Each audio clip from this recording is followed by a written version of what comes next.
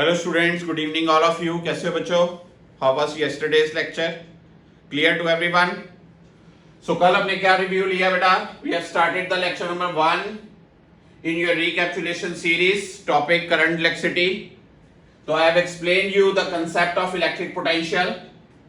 Potential क्या होता है? किसी चार्ज के, suppose this is our source charge, इस सोर्स चार्ज के सराउंडिंग में मेरे पास एक फील्ड है, उस फील्ड को नाम दिया इलेक्ट्रिक फील्ड। रेहान, आपकी क्वेरी थी कि if this is a positive charge and this one is also a positive charge, we are bringing this charge in the field of this charge, then what happens? Sir, there will be force of repulsion. Yes, obviously there would be force of repulsion. Means this is a positive charge and this one positive charge. You have to do work against its repulsion. वो जो काम करना पड़ा ना, इसको लाने में वो इस सिस्टम की एनर्जी होगा, वो इस सिस्टम की एनर्जी में स्टोर होगा और उस वर्क को इस चार्ज से जो चार्ज आप लेके आए उससे डिवाइड करेंगे। ये जो कंटेंट था, इस work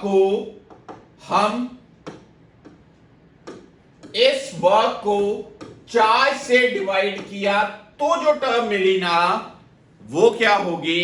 electric potential at this location due to this charge. You got that? अब मान लीजिए आप कहते हो सर ये तो पॉजिटिव चार्ज है, yes, and this one is a negative charge, जो आपकी क्वेरी थी। ध्यान ऑब्जर्व करना ध्यान से। जब आप इसको ऐसे लेके आएंगे, आपको कोई काम करना पड़ेगा? नो। जैसे ये चार्ज इसके फील्ड में आएगा, इसने अपने आप अट्रैक्ट कर लेना है। It means work done against repulsive forces करना पड़ा। दैट इज द पार्ट, वो हमें पोटेंशियल देगा। पर अगर ये चार्ज पॉजिटिव है तो इसका पोटेंशियल पॉजिटिव, अगर ये चार्ज नेगेटिव है इसका पोटेंशियल क्या? नेगेटिव। This part, okay. और जब ये चार्ज इंफिनिटी पे है, वेरी फार, मैंने क्या किया था? मैंने किया था कि अगर मैं इस चार्ज को इसके फील्ड में लेके आया, जब अगर ये चार्ज बहुत दूर इंफिनिटी पे होता, जैसे मैंने इस पिछली स्लाइड में बताया था कि if this charge is at infinity, if this charge is at infinity, infinity पे कोई बंदा पहुंच सकता है? नो सर, कभी नहीं पहुंच सकता। क्यों जी तनिष्का, रेहान, इंफिनिटी पे पहुंच सकते? नेवर। तो वहां पर कोई काम करना पड़ेगा? इम्पॉसिबल। इट मींस वहां पर तो कोई पोटेंशियल ही नहीं होगा। जब आप दूर लोकेशन से यहां पर लेके आओगे तो आपको काम करना पड़ेगा। क्यों जी न्योनिका, क्लियर नाउ? अब हमें इंफिनिटी से यहां पर लेके आए, जो काम करना पड़ा इंफिनिटी से पी पॉइंट तक, उस वर्क को चार्ज से डिवाइड किया तो हमें जो पैरामीटर मिलता है, उस पैरामीटर को बोलते हैं electric potential at this point in the vicinity of given charge. Got that? Bhumi, sure?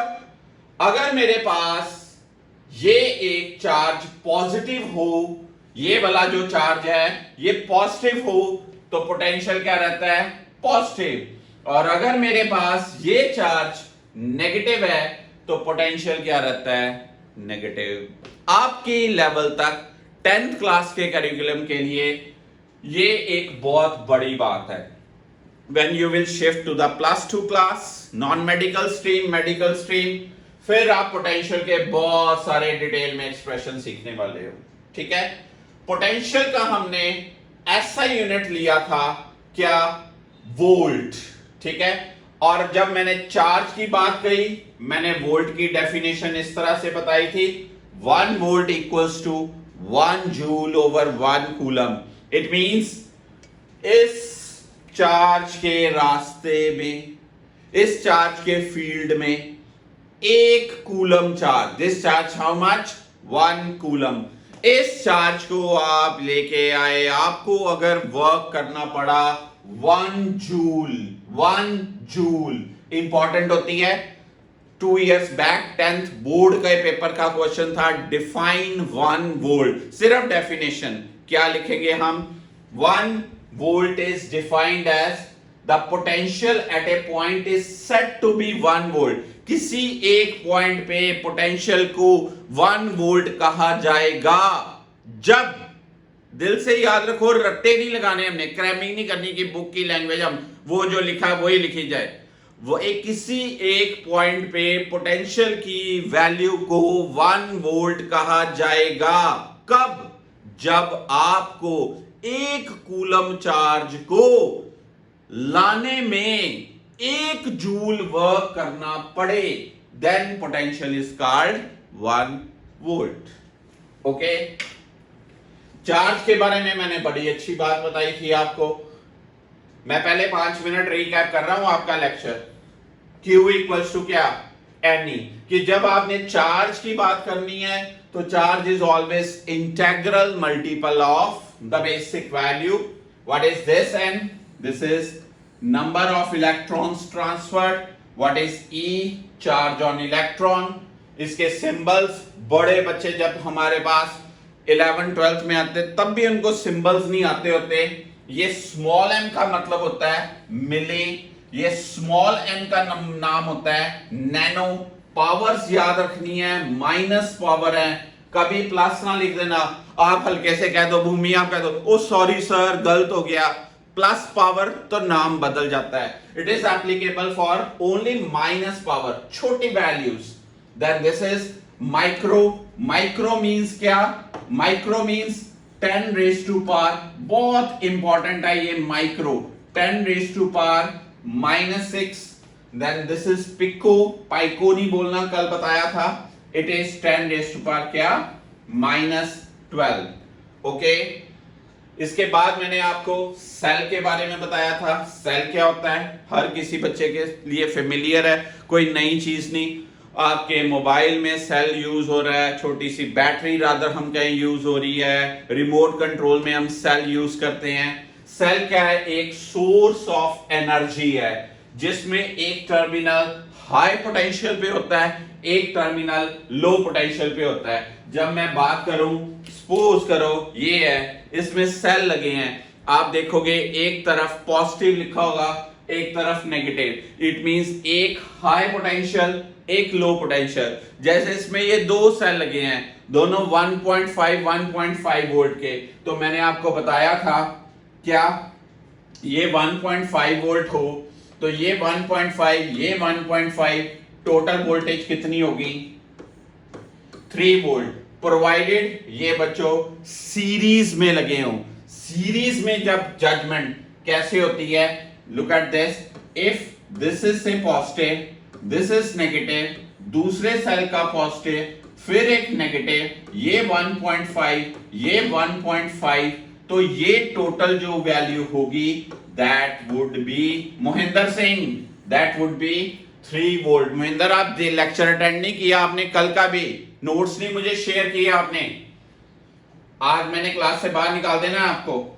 1.5 पर अगर आप कई बच्चों को पता नहीं चलता यार, घर में रिमोट कंट्रोल के सेल बदलने, घड़ी के सेल बदलने, ऐसे इंसर्ट कर देते हैं, उनको जजमेंट नहीं होती। कई बार ऐसी सिचुएशन भी हो सकती है कि अगर आप ये देखिए, अगर आप ऐसे ज्वाइन करते हो, ये क्या किया मैंने, इंटेंशनली नहीं किया, गलती से मेरे से हो गया, पता नहीं चला मुझे कि ये, पर एक चीज जज करो, ये पॉजिटिव, ये नेगेटिव, ये नेगेटिव, ये पॉजिटिव, तो मैंने 1.5 ऐसे ज्वाइन कर दिया, इसको बोलते हैं सेल्स इन पैरेलल। तो सच बोलूं, ये नेट ईएमएफ वुड बी, इसकी नेट ईएमएफ जो होगी ना वो होगी 0। इसकी नेट ईएमएफ कितनी हो जाएगी? 0। और इसकी कितनी थी? 3 वोल्ट। यानी कि ये एनहांस हुए, ये सीरीज में है, ये दोनों सेल्स पैरेलल में है। हम ये भी कह सकते हैं ये सेल डैमेज हो गए। कई बार किसी सेटअप में सेल्स अगर गलती से लग जाएं तो वो सारा सेटअप उसी टाइम बंद हो सकता है, कोई चीज ही नहीं चलती। फिर हम सेल निकालते हैं, फिर उनको रीएडजस्ट करके करेक्टली इंसर्ट करते हैं, फिर ये चीज चलती। ओके, तो ये सेल्स के बारे में मैंने बताया था, प्रैक्टिकल डेली लाइफ का काम है। फिर मैंने आपको चार्ज के बारे में बताया था कि क्या इलेक्ट्रॉन के ऊपर चार्ज, प्रोटॉन के ऊपर चार्ज, न्यूट्रॉन के ऊपर चार्ज, अल्फा के ऊपर अल्फा पार्टिकल।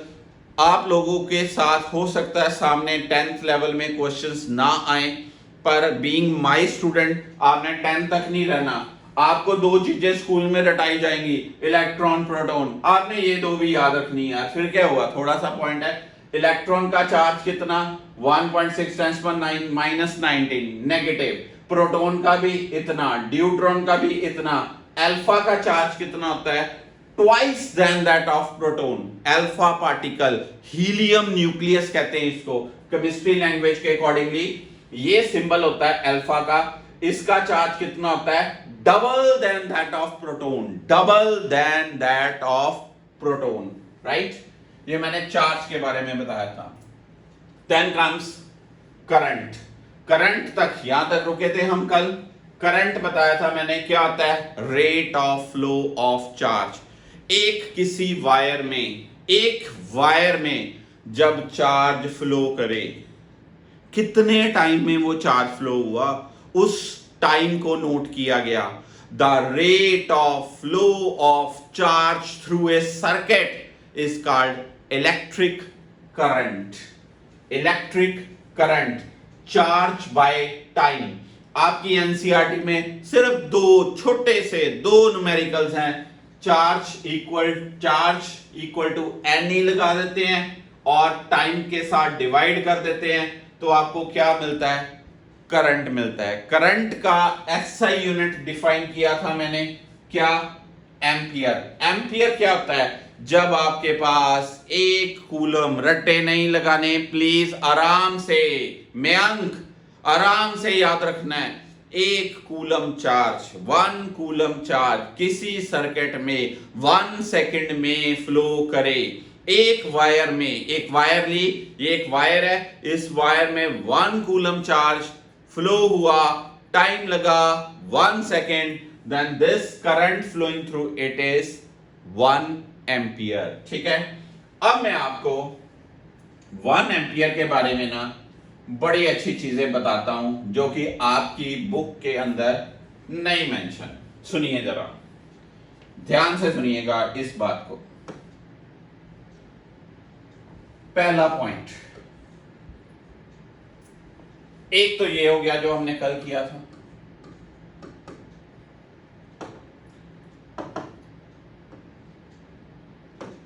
क्या,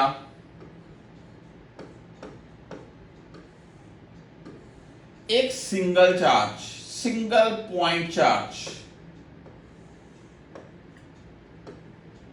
जब गया, सिंगल चार्ज बोल रहा हूं मैं, एक सिंगल पार्टिकल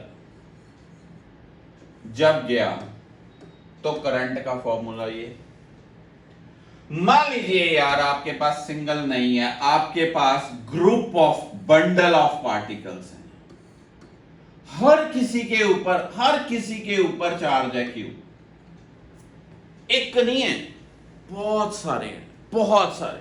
ठीक है, जब कंडक्टर में फ्लो होता है तो कितने होते हैं, राउंड अबाउट 10⁻18 इलेक्ट्रॉन्स फ्लो करते हैं। 10 की पावर 1 नहीं, 2 नहीं, 3 नहीं, 10 नहीं, 15 नहीं, 18, 10⁻18। सोचो कितना बड़ा नंबर। तो उस सिचुएशन में चार्ज, टोटल चार्ज ये होगा, करंट का फॉर्मूला ये, याद रखनी बात। ठीक है, इस मोशन को बोलते हैं translatory motion.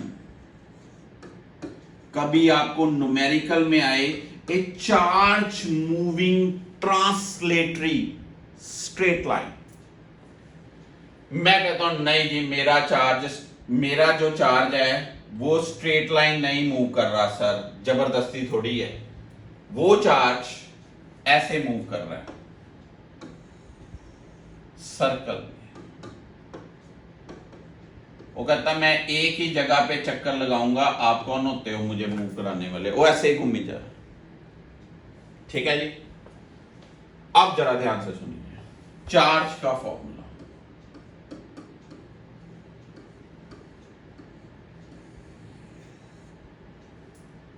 Charge Q single charge, जो एक चक्कर कंप्लीट करने में टाइम होता है ना उसको बोलते हैं time period. Time period means the time taken to complete one revolution, पूरी एक रेवोल्यूशन कंप्लीट करने का टाइम, टाइम पीरियड। तो हम लगाते हैं Q by capital T, not small t, mind it. Small t होता है टाइम इंस्टेंट। स्मॉल टी और कैपिटल टी में क्या फर्क है रेहान, जो आपकी नॉलेज और मेरी नॉलेज में फर्क है कि नहीं है? बहुत फर्क है। आपकी नॉलेज कहाँ, मेरी नॉलेज कहाँ। ठीक है, आप प्लेयर हो, मैं बस इतने ही प्लेयर हूं, रेहान तो ऑलराउंडर है। तो स्मॉल टी है टाइम इंस्टेंट, कोई भी टाइम। कैपिटल टी है एक चक्कर का टाइम, एक राउंड का टाइम, वो लगाना है। ठीक है, पक्की बात। मान लीजिए कई बार न्यूमेरिकल में टाइम पीरियड ना दिया हो, मैं ऐसे लिख सकता हूं यार, इसको क्या कहते हैं, फ्रीक्वेंसी। एफ क्या हुई, फ्रीक्वेंसी ऑफ रेवोल्यूशन। मतलब नंबर ऑफ साइकिल्स पर सेकेंड। एक सेकेंड में कितने चक्कर लगाए। अपने फैन की तरफ देखो, एक सेकंड में वो कितने चक्कर, हरजशन सिंह देख पा रहे हो एक सेकंड में वो कितने चक्कर लगाता है। अब ऊपर ना देखो, इधर देखो, पहले वो काउंट नहीं किए जा सकते, बड़ा फास्ट चल रहा है वो इस टाइम पे। ठीक है, number of revolutions in 1 second, उसको बोलते हैं फ्रीक्वेंसी। कई बार लिखा होता है N electron moving in circle with 10 raised power 15 RPS. मैं स्टेटमेंट बोल रहा हूं, क्या स्टेटमेंट, ध्यान से सुनना। एन इलेक्ट्रॉन, कहीं नहीं मिलेगी ये आपको न्यूमेरिकल की स्टेटमेंट, आपकी बुक्स में नहीं बात। Moving in circle with 10 raised power 15 RPS, RPS revolutions पर सेकेंड, रोटेशंस पर सेकेंड। कई बार ये भी लिखा होता है राज की बात, सीपीएस, साइकिल्स पर सेकेंड। लोगों को पता ही नहीं होता है, पूछ देते सर ये सीपीएस क्या होता है, साइकिल्स पर सेकेंड। ठीक है, फाइंड करंट। एक इलेक्ट्रॉन ऐसे घूम रहा है, उसके साथ एसोसिएटेड करंट निकालो। कोई बात नहीं यार, ये फॉर्मूला लगा देंगे हम। क्या लगाएंगे कि यार करंट का फॉर्मूला तो चार्ज बाय इनटू फ्रीक्वेंसी।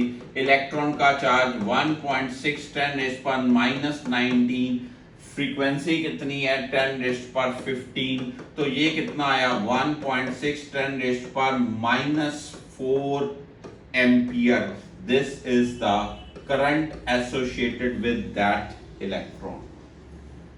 उसकी क्या दी होगी, फ्रीक्वेंसी। अगर उसकी फ्रीक्वेंसी नहीं दी, आपको उसका टाइम पीरियड दिया है, टाइम पीरियड, तो आप क्या यूज करोगे, Q/T। अगर उसकी फ्रीक्वेंसी दी है तो आप क्या यूज करोगे, Q/F। एक और बात, बड़ी जबरदस्त बात, कई बार इलेक्ट्रॉन की घूमते हुए वेलोसिटी दी होती है। क्या दी है, ना टाइम दिया है ना फ्रीक्वेंसी दी है, उसकी वेलोसिटी दी हुई है। जब एक बात पकड़ो ना, उसके सारे एस्पेक्ट क्लियर होने चाहिए, तब न्यूमेरिकल कमांड बनती है। रट्टा लगा लो, एक फार्मूला बाद में कहो दूजा आ गया, सर ये तो आपने बताया नहीं। वो पहले सारे एस्पेक्ट आराम से जजमेंट होगी, कोई चीज घूम रही है उसका टाइम दिया, उसकी नंबर ऑफ रोटेशन दी, उसकी वेलोसिटी दी, उसके बाद कहां भाग जाएगा एग्जामिनर, कोई और क्वेश्चन ही नहीं क्रिएट हो पाए। अब ये हो, कोई मुश्किल काम नहीं, बहुत इजी। तनिष्का क्या करोगे? तनिष्का को आता है, वो कहती है सर मैं ना टाइम को डिस्टेंस ओवर वेलोसिटी ले लूं। वाह, बहुत बढ़िया तनिष्का, शाबाश। तो फिर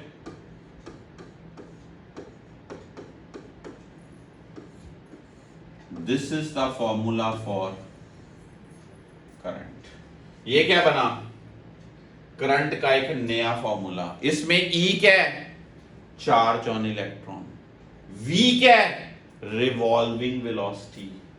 आर क्या है? एक नई चीज, radius of orbit.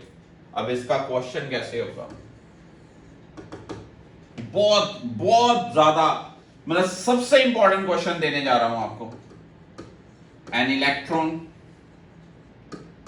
Moving in A orbit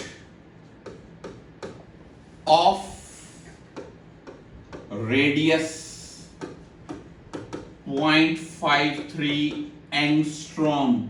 हाँ जी हरजशन सिंह, ये क्या होता है? सर मैंने नहीं पढ़ा, 10th में आगे आपने ये नहीं पढ़ा क्योंकि 9th में आपने मेरे से पढ़ाई नहीं की है, तो पता कहां से होगा? ये 10⁻⁻10 होता है, एंगस्ट्रॉम बोलते हैं, एंगस्ट्रॉम 10⁻⁻10। जब +1 में आते हैं ना बच्चे, तो मेरे स्टूडेंट्स को तो ये रटे होते हैं, जो नए आते हैं वो कहते हैं बता दो, फिर गाड़ी शुरू से स्टार्ट करनी पड़ती। An electron moving in an orbit of radius 0.53 angstrom with velocity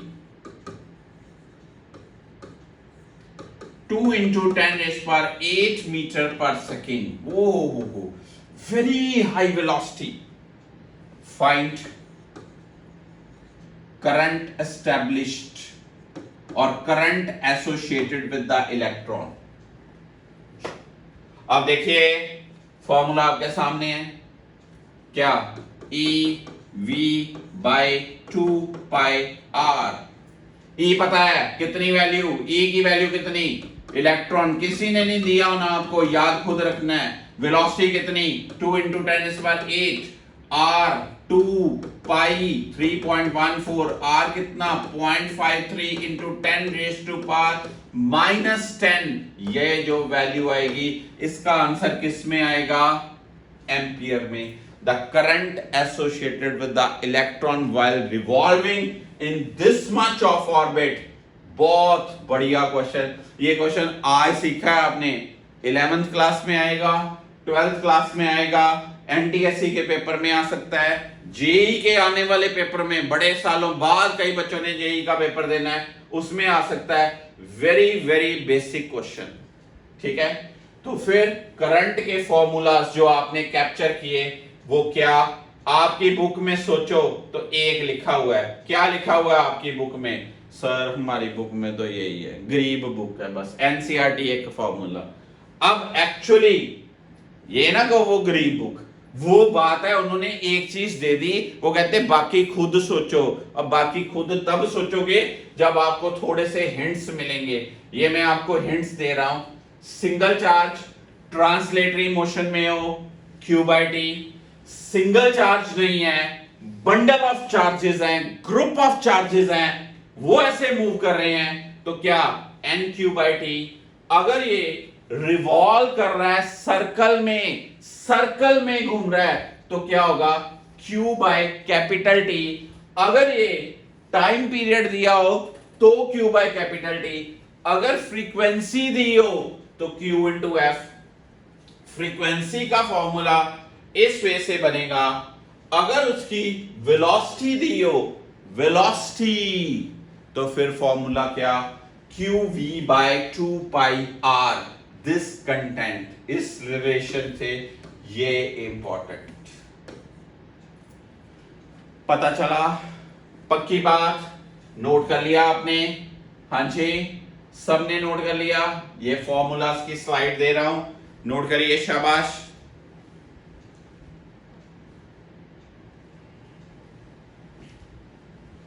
clarity हुई? ये देख लीजिए, नोट कर लीजिए, शाबाश।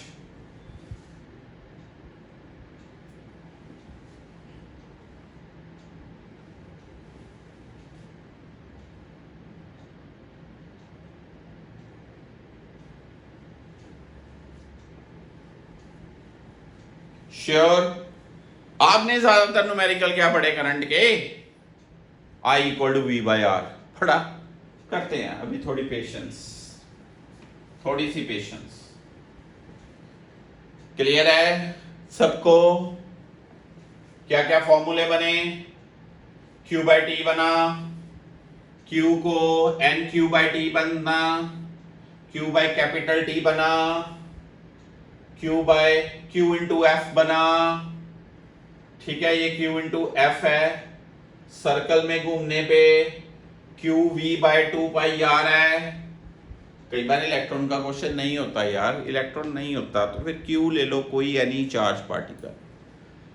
ठीक है, उससे रिलेटेड मैंने जो न्यूमेरिकल दिया आपको, ये न्यूमेरिकल है electron moving in orbit of this much radius, this thing. पता चला? होएंगे अब न्यूमेरिकल्स आपके? पक्की बात है? चलिए आगे चलते। Your next content is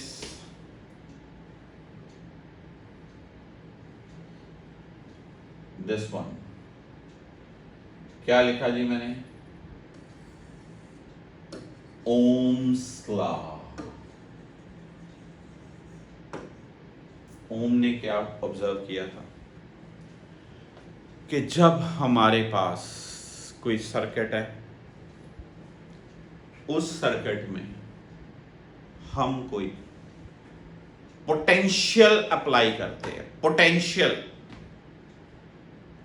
rather मैं कहूंगा उस सर्किट में हम अगर कोई पोटेंशियल डिफरेंस अप्लाई करते हैं तो इमीडिएट उस सर्किट में करंट आता है। ठीक है जी? बल्ब जलेगा जब आप स्विच ऑन करोगे, स्विच ऑफ बल्ब एकदम बंद, फिर स्विच ऑन बल्ब एकदम स्टार्ट। कोई पोटेंशियल प्रोवाइड किया आपने, स्विच एज ए की, जब ऑन की लाइट आई, बंद की गई, ऐसे पोटेंशियल प्रोवाइड किया। रादर मुझे कहना चाहिए पोटेंशियल डिफरेंस जब अप्लाई किया तो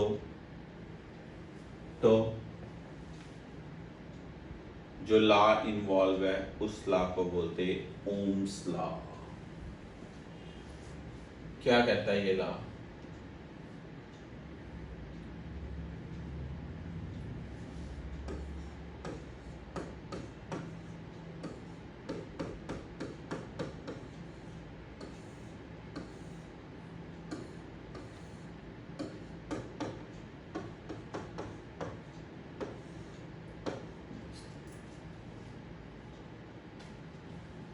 इस ग्राफ की स्लोप v बाई आई,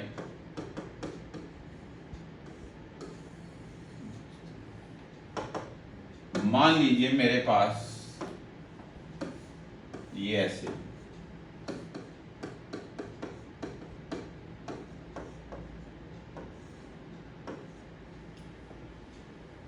इस ग्राफ की slope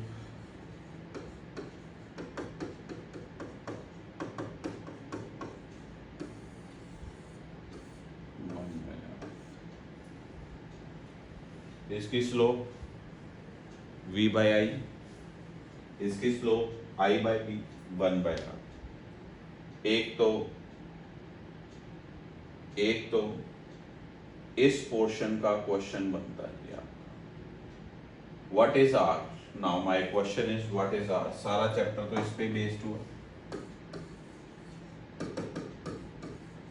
resistance of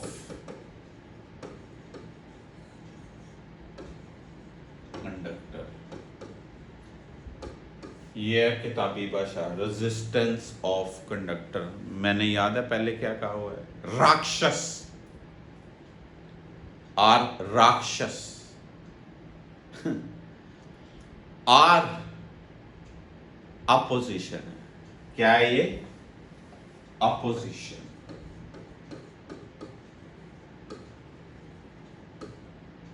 to the flow of current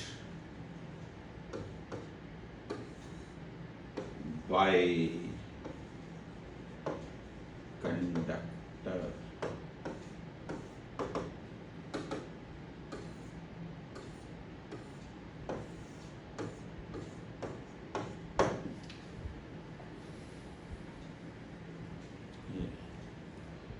conductor में से करंट फ्लो हो रहा है, कंडक्टर ने उस करंट को कहना मैंने नहीं जे फ्लो होने देना, मैंने नहीं फ्लो होने देना। अपोज करता है, अपोजिशन लगाता है। उस अपोजिशन प्रॉपर्टी को हम क्या बोलते हैं? रेजिस्टेंस। रेजिस्ट करना। जैसे आप में से कुछ लोग अपोज करते हैं मुझे, यार हमने नहीं पढ़ना सर, जो मर्जी कर लो आप, जो मर्जी है मेथड अडॉप्ट कर लो, हमने नहीं पढ़ना। रेजिस्ट, ठीक है ना। पर कुछ मेरे अच्छे बच्चे भी, आप तो बड़े अच्छे कुछ बच्चे जो अपोज नहीं करते मुझे, ठीक है जी। ऑलमोस्ट मेरे पास तो अच्छे अच्छे आप जैसे बच्चे ही हैं। कुछ जो करते अपोज, अब वो ग्रुप से निकल चुके हैं। 2-3 बच्चे थे हमारे, अपोज करते थे, ठीक है। अपोजिशन लाना, उसको बोलते हैं resistance of conductor. Resistance of conductor, समझे बात को? पक्का सारा चैप्टर रेजिस्टेंस के बारे में होता है। रेजिस्टेंस के ऊपर बड़ा कुछ है, बड़ा कुछ है। कल स्टार्ट करूंगा, आज के लिए इतना ही रुक जाते हैं। एक बार अच्छे से करंट के पॉइंट्स नोट करिए, ठीक है। रेजिस्टेंस का अगर मैंने अभी शुरू किया ना तो बहुत लेंथी लेक्चर हो जाएगा, 40-45 मिनट्स लगेंगे रेजिस्टेंस को समझाने में। तो आज मैं यहीं रोक देता हूँ लेक्चर को, ठीक। अच्छे से रिवीजन करिए। कोई क्वेश्चन आता है, कोई क्वेश्चन बैंक आपके पास आता है, किसी तरह से भी कोई क्वेश्चन ढूंढते हो, share with me, I will try to explain. Try इसलिए बोल रहा हूँ कि ज़रूरी नहीं कि मैं हर चीज़ एक्सप्लेन कर पाऊँ, कोशिश करता हूँ आप लोगों को सेटिस्फाई कर पाऊँ, ठीक है। तो thank you so much for attending this lecture. Thank you so much giving love to me. Very very thankful to all of you. पढ़ते जाइए, आगे बढ़ते जाइए। God bless you all.